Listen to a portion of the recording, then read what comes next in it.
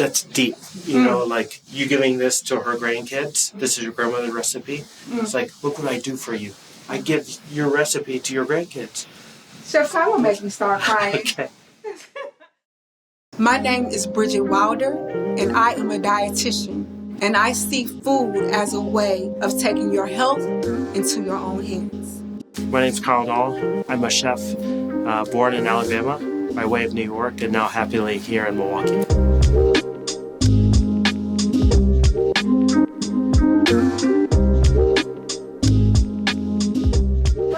Hi, Bridgett. Finally. Nice to meet you. How are you? Very nice to meet you. So nice to meet you. Thank so you. exciting. I've been a chef in New York forever, and I always did things for the community, and we always did everything we could. But for me, I wanted to contribute more to a community. Okay. And I felt like coming to Milwaukee would give me that opportunity to do so. I'm learning now how to bring foods that the community will eat. Right. Because from the culture that I'm from, the African American culture, we have our traditions, and it's often very difficult to pull us away from that. Right. But to get people to understand that you can take foods that look like this and create these amazing forces of food that taste good, right. You know, and become healthy. Right, right.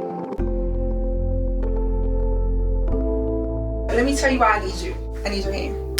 I am the nutrition person. You are the cook. Well, you are the chef. Yeah. And for me, I'm great in spilling out nutrition knowledge. I'm great at, that's my thing. That's my space. That's where I'm most comfortable. Right. But to have someone like you who knows the in and out of why we do what we do, why we add these particular seasonings to make things taste good. Right. So it's like that iron sharpens iron effect. Right. When I was a child, my mother focused on my weight so much, to the point where I remember being 9 years old and she would wake me up to have to do exercise in the living room before she went to work and I went to school. And it really made me have a negative relationship with food. Right. Even as a teenage girl, I was just like done with it because my body image was everything. Every time you turn around, can I fit that outfit? So then, as I got older and got married and my weight ballooned to 370 pounds, I really wanted out of that cycle. So I started to self-teach myself about nutrition, even as a young teenager. So now in my business, my passion is helping women that suffer from issues with self-esteem and helping them to see beyond the dress size. It's not just about the nutrition aspect, but their overall mental health. Because if you're carrying weight of life, it's difficult to release weight in pounds because some people are stressful eaters, some people don't know why they eat. So that's one of the reasons why I love what I do, because it's giving me the opportunity to impact lives and by way of food and just self-love. I lost my husband to congestive heart failure. I lost a 6-year-old daughter to leukodystrophy. And what I learned in my classroom at Mount Mary University was that the very symptoms that they had could have been improved had I known how to feed them. So then I left class crying. But now when I service the community, it was not in vain. Because now I'm using this platform as being one of few Black dietitians to service the community, wanting to be a bridge to help other dietitians that may not be African American and have them have an experience of understanding the culture from a professional perspective and from a personal perspective. I like cucumbers. You like cucumbers? Cucumbers is a great addition to salad, sandwiches, healthy snacks, things of that nature that adds longevity and quality of life to us. Can you share with me your journey of why you love what you do? I'm the baby of the family. My brother, who's 14 years older than I am, was a chef for like 25 years or so. When I was in high school, I obviously needed an after-school job, and one summer I started to cook, and my brother said, you know what, if you really like doing this, why don't you come work in our kitchen at this like a fine dining restaurant in Birmingham. I said, sure. And I remember when I was in class in high school, kids were talking about where they're going to prom, and I didn't go because I had to work, but it was because I loved work. And they were like, oh, we're going to this restaurant, Daniel George, and my teacher said, you know, that's where Kyle works. I wish that everyone could figure out this early in life what they want to be dedicated to. Wow. And for someone who like made F's in school, like that was the first time that like a teacher was like proud by not telling me good job. It was like he didn't know I even heard him say that to the other kids, and it was like, okay, I'm sticking with this. Wow. The second course is going to be a filled pasta, wild nettles, hazelnuts, and lemon, and then we're going to finish with a chicken dish that we cook over our wood-burning pit. So, a bunch of different ways we're trying to showcase how we like to cook, and hopefully everybody will enjoy it. Yeah, wonderful. Thank you. I started young, and I always have felt lucky that it's my true passion, and I love being around, and that for me is like the most exciting thing.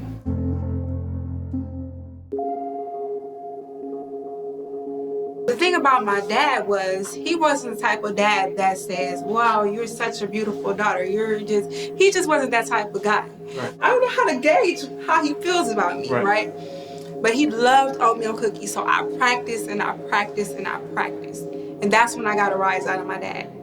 And he'd be like, Bridgett, these cookies, yum. He has this phrase, yum, yum. Yeah. So I'm like, I get a soft spot. That's my thing. So even to this day, I still chase hearing him say yum, yum, like, because he loved oatmeal cookies. Right. But that was my way of connecting to a place of security and validation. Right. That's a memory that I have with cookies. Right. The more memories you have, the better cook you are. It's almost like a mental pantry. So you're always trying to achieve these tastes that you remember. As a professional chef, like my mind is driven on trying to create tastes that I remember. So my mom's father's family is from Italy, and my grandfather would make pasta sauce every Sunday that would cook for like 6-7 hours. He actually sold chicken parts as a side business. So he'd put chicken parts in his spaghetti sauce, put anything in it, but it was just really delicious.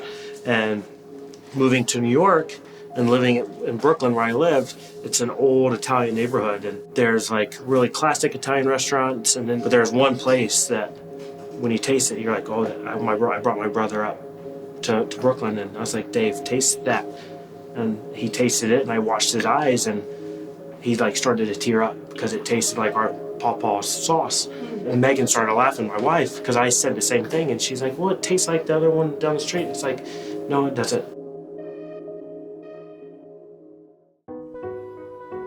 This dish that I want to show you has very deep-seated memory for me, and it's called chow chow. And I was introduced to it by my friend Emily, which is my mother-in-law.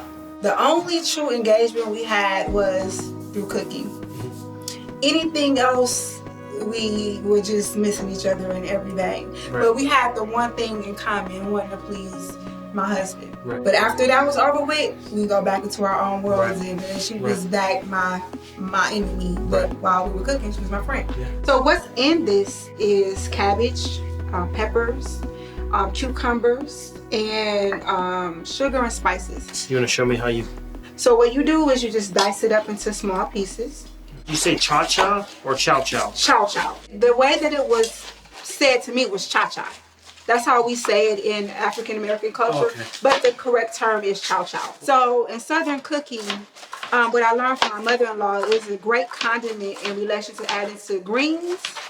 You know, hers was a little spicy, mine is a little sweet. Right. And also in beans, which I really loved it with beans and a slice of cornbread. I grew up in the South.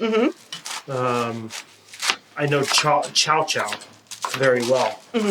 It's pickled, it's acidic, packs a lot of flavor. Soulful cooking has a tradition of being salty and having fatty foods in it that I don't want to have in relation to teaching people about healthy food. Right. But the ingredients for cha-cha, it does incorporate healthy things inside of it, healthy condiment that you can prepare with things that are very affordable. Right.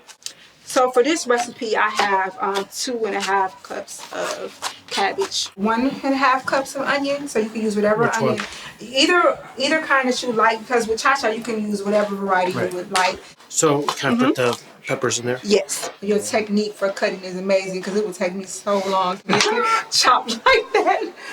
And cha-cha actually adds that little flair. Right. You know, and I just love the way, not only that it tastes, but the way that it looks. Food is first seen like by the eye, so you want that to be pleasing, is what you're saying. And when something looks colorful and fresh, it's gonna taste colorful and fresh, and it's gonna taste better, and it's also probably gonna be healthier for you. Yes. And so, like this as a condiment instead of like a ranch or a bottled sauce, or you know, it's kind of playing that role as a condiment. Yes. And it's so much better for you. Yes, and we're using fresh ingredients. Right. And one of the things as a nutritional professional that I promote is avoidance of processed foods. Right. Because there are things that are hidden and unseen in processed foods that really work against our bodies. Right. So when we're creating things and we know what we're putting into it, we can leave that one negative thing off the shelf because we know what we put into what we created. Right. In terms of seasoning, these are not all the traditional ones that my mother-in-law used, but it was just my way of creating my own. So you know, Chef, when I told you at the beginning of this recipe, I called my mother-in-law my frenemy, right? How this recipe made it a lot easier for you to deal with your mother-in-law. That's the best way to put it, because we did have that one commonality, two commonalities. We had the relationship with her son, Right. and then her grandchildren. Right. I was this young 20-year-old woman that didn't know what I was doing. Right. And she taught me all the ins and outs about soulful cooking. Right. So that in of itself makes her the friend part of our relationship. Right. The enemy part came in, you know, the things that we say when it comes to mother-in-law. Right. But many people have that issue. Right. So the beautiful part about food is that it really was a way to create a space to grow. Right. And to be honest, one of the fondest memories I have with our relationship was we made peace before she passed away, and I was one of the last persons to feed her. What I see from your story you're saying is like y'all would bicker about other things. I mean, who doesn't with their mother-in-law? But if I was her and you're obviously you were arguing about something and we taste this, it's like, oh, that's good, taste it. You say, oh, that's good. That's a connection, and you can't argue with that. Man. So it silences all the other crap that's going on. That's true. When this is like, you can't argue with it, let's enjoy it together. And to your point, when I make this recipe, it's my sorry to her. Right. Because she wasn't the only person that was flawed in a relationship. Right. So it's my way of saying sorry. I remember you. Right. I remember you. I'm handing this down to your grandchildren. I remember you. It's really a way of staying engaged with her. That's deep. You know, like even if she was still alive and y'all still bickered, you giving this to her grandkids, this is your grandmother's recipe. It's like, look what I do for you. I give your recipe to your grandkids. You know? Chef, that will make me start crying. Okay. But yes, that's how I feel. Right. So now that has been simmering for 10 minutes, we can now add the vegetables and let it simmer for about 10 to 15 minutes. Boil the cans and then put the cha-cha in hot jars. For about a week, it would develop all the flavors and it'll be ready to eat. So it's better after it sits. It's good better now. after it's good now. It only gets better over time. It only gets better over time. And you don't want to fill it all the way up to the top, but to the line of your jar is good. The liquid is just as important as the vegetables. So that's about there. So what do you think? It's delicious. Thank you. I love having a chef say something that makes me feel high value. Okay. And honestly, like, this is about your memories and your story, but it brings back memories of eating foods when I was a kid in the South. I love it. Well, I would love to take your gift and use it in a special way that's dear to me, with making sure that I'm showing respect to this and its story. Food can be special from a recipe, from a family member. For me, it can also be special by what's grown in this time period, like in this certain time. We have some awesome asparagus that I really love, and I've have talked to numerous farmers and eaten their asparagus over the past few weeks, and this is my favorite. It's from a woman named Cindy. But you can eat this raw. It's so delicious. Oh my God. The crunch on this is like, this tastes so amazingly fresh. Right. You got to try one. These are English peas. They're super delicious and sweet and tender. Oh, I want to try again, Chef. Sure. These will only be this good for a few weeks. And then we also have these spring onions that I just think will be like a little vehicle to cook under the fish that will tie it all together. I'm listening to you talk and I'm looking at what you're offering. What I'm so amazed by is it all looks so affordable. Right.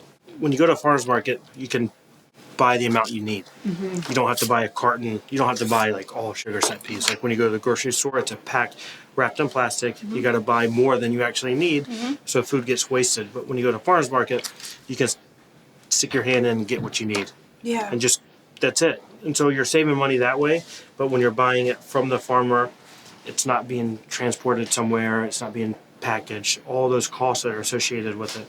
You don't have to pay for all that. So you end up saving, in my opinion, more money by shopping like this.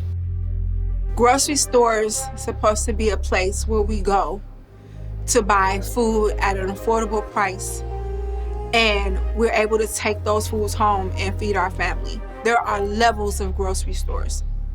I went to a particular store, I won't say the name, purchased cauliflower that turned black when I sliced it open. But it was considered to be an advantage to the community. How? It's old.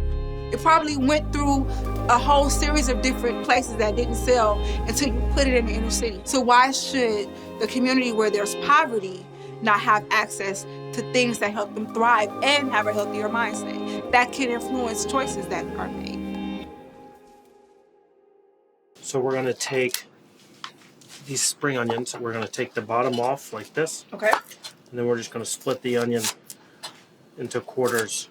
Now, Chef, you're doing Like that finger thing, that chef finger thing. Where you gotta keep Protect your my fingers. finger. Yeah, Tuck right. out your knuckles. Tuck in my knuckles. There you go. Okay. Because I'm clumsy, Chef. I'm clumsy. But I'm still using the technique of the chef. Okay, Chef, it doesn't look as pretty as yours, but it's done. That's it. All right, so we're gonna basically make like a little bed Okay. for the fish to sit on. Okay. So we're gonna throw some asparagus in there. I'm just gonna cut it. We're just making like a little pouch of spring vegetables. Yes. Why don't you snap this in half? Push the peas just into that pile. One thing that we've talked a lot about, being able to turn ingredients like beans and inexpensive ingredients into things that are delicious. Yes. For me, there's two things that I have to have that can always help with what I'm cooking. One is lemons and one is fresh herbs. Okay. People love using salt in their cooking. I love using lemon, if not more.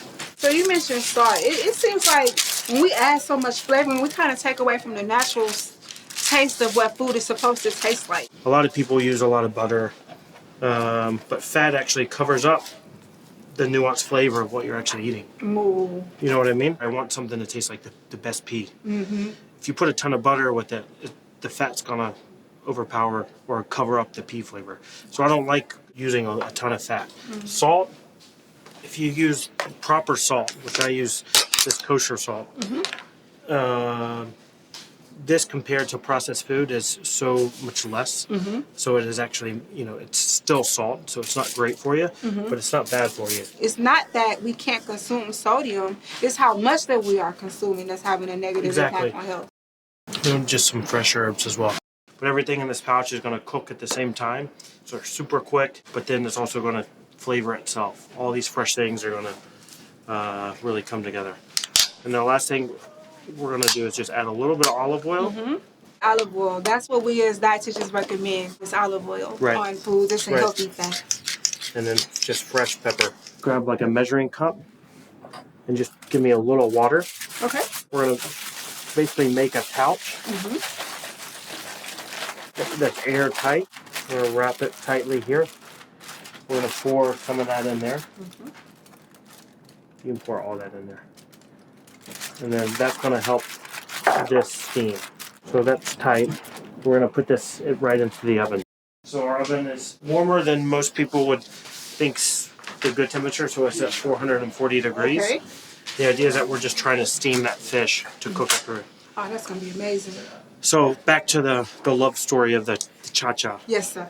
If you'll grab a mixing bowl, we're gonna make like a nice relish with the cha-cha. So we're gonna take some of these awesome sugar snap peas. We're just gonna cut them. They're so good raw and fresh. So we're just gonna You got my food chakras coming alive, like that's so amazing. And just like you said, wow, that asparagus is so delicious. We're gonna have some of this raw in there.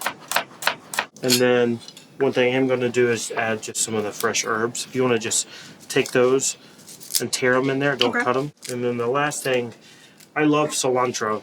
And what most people don't know about cilantro is that the stem has more flavor than the leaf. So I cut the stem up with the leaf. So we're gonna put that in there as well. It smells captivating. Like it's pulling me into a space of I can't wait until I taste that. Right. I can't wait. And then just like a little squeeze of lemon and a little drizzle of olive oil. And the color just pops. Like that is so pretty, Chef. So pretty. And what I love about that is what I created married what you created. Right. So it's like the power of the collaboration. Right. You know? So all the vegetables, all the fish is steamed together, which is really nice. And then if I was at home, I would just, honestly, I would eat it out of the foil. But what we're gonna do, we're gonna take some of these vegetables. It almost looks like there's butter in there, but there's not. Wow.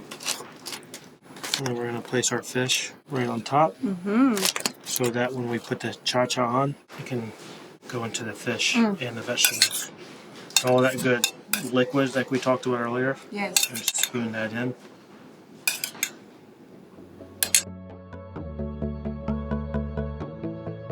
What do you think? Should we taste it? Chef, I am, let me just say, thank you for letting my cha-cha marry your expertise. Oh, come on. I mean, really, I'm honored. I gotta taste what you created, Chef. Can I go first? Yeah, please. Oh, it's cooked. Thank goodness.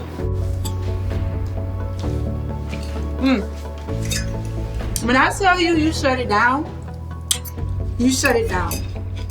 Meaning, it's so delicious that I don't even have the words to express. Thank you. Yeah.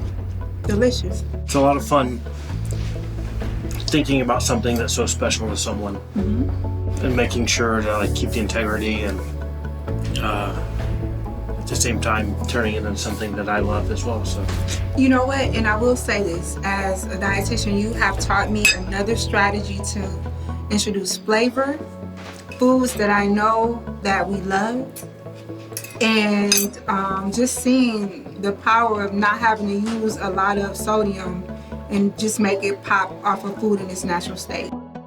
talking about food and cooking together is kind of giving me understanding of the community and shows me that there's like-minded people from different, obviously, backgrounds who want to achieve the same thing. And I think that's really exciting and shows that there's tons of hope and there is a way to do it, and hopefully we can cook together again and figure out ways how to help change. You got me, Chef. Okay. Thank you. I didn't expect to feel so comfortable with the chef. What inspired me today was seeing Bridgett's face, Because though I can cook, there's a level that he's on. her reaction from her cha-cha being put into something that's very unfamiliar and seeing that excitement. And he so gracefully accepted me into his space, and he made me not feel intimidated. Before, it kind of worried me a little bit because I didn't want to change her cha-cha. He welcomed me, and he didn't judge that. So I that was unexpected, because that was actually a fear. People like Bridgett, really amazing person with different background, different experiences. How someone like that can really affect the food world in a totally different way that I can, and I've ever even thought about. With Chef Kyle, he doesn't understand the impact that he had on my life. But when he sees this, he'll understand. With him, I ran into my purpose. The way that she's changed her life, I think it's almost impossible for someone that is just thinking about themselves. What I think I have in common with Chef Kyle is love of people. And when you have that, there's no limit to what can be done together, because that's the goal, to love the people. Food can really bring a community together.